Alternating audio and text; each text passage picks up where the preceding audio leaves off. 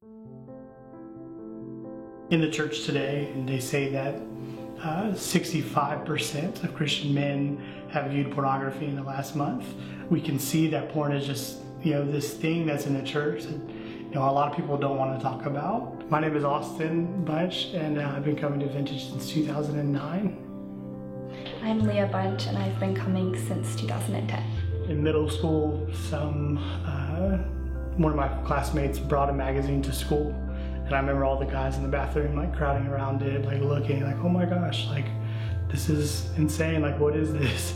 And just automatically knowing that there was something wrong. When I turned, I think 17, I got a laptop, and so that started a whole, new journey into pornography, and it just opened up any kind of perversions that I wanted to watch, to look at, to explore, so when we started dating, I did bring it up, hey look, this has been a struggle in my life, and I want you to know about that. I was really surprised when he first told me when we were dating, and I didn't really know how to react. So I would just kind of want to test the water, how are things going, how are you feeling, what's going on in your heart, and be basically have a door shut in my face. So I had this sort of perception that my addiction, my struggle with pornography was sort of in this box in the corner, and that, I sort of would take the box out,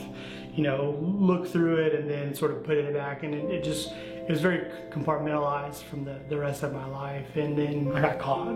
This wasn't me coming forward with a repentant heart saying man, this is something I could see is ruining my life, ruining my marriage. At work, I'm just playing things in my mind and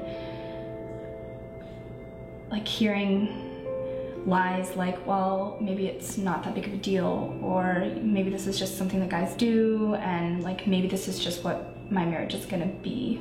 But fortunately, our community was better than that, and they were no, this is not okay, this is not how it's going to be, and we're going to take a very serious, strong approach. He was angry at me, I think, for bringing other people into our mess. So I was well, let me just do some things so that she'll sort of get off my back and we can get back to normal. So started counseling, started reading some books. She was I know that your heart hasn't changed, and until your heart has changed, then we're not going to go back to normal. So it wasn't until my heart changed that accountability made any kind of difference. It wasn't until I repented and realized I need the grace of God.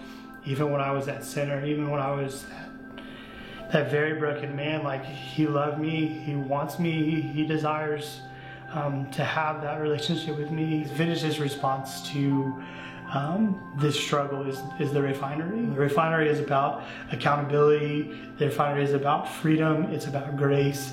It's about a safe environment. And I can definitely tell you that the men who have come consistently to this group have found a lot of freedom, have found that their marriages have been strengthened. And it's not an easy thing. It's not a magical group where you come to the refinery and your life has changed.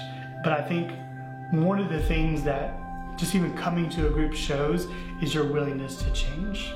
The minute you come to the refinery, will find a safe environment where they're able to share their experiences, they're able to share their sin, their fears, and then they'll be able to receive grace, they'll be able to receive encouragement and love from the other men that come there. Pornography gave me a false sense of what sex is,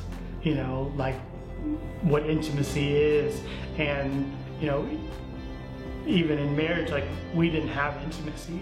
I see in him trustworthiness now, honesty, vulnerability, and because of that, we actually have real intimacy in our marriage where we know the other person. The man I am today is a man who better understands the grace and love of God because of what I have experienced, and because of the relationship that I've had with my wife.